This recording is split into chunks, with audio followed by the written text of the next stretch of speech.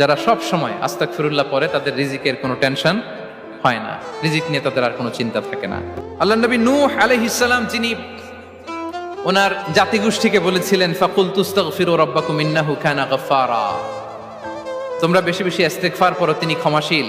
ইস্তেগফার পড়লে কি হবে? ইউরসিলিস সামাআ আলাইকুম মিদরারা, রহমতের বৃষ্টি বর্ষণ হবে, তোমাদের জমিগুলো উর্বর হবে। ওয়া ইউমদিদুকুম বিআমওয়ালি ওয়া বানিন, আল্লাহ তাআলা তোমাদেরকে সম্পদে বারাকা দিবেন, সন্তানে বারাকা দিবেন।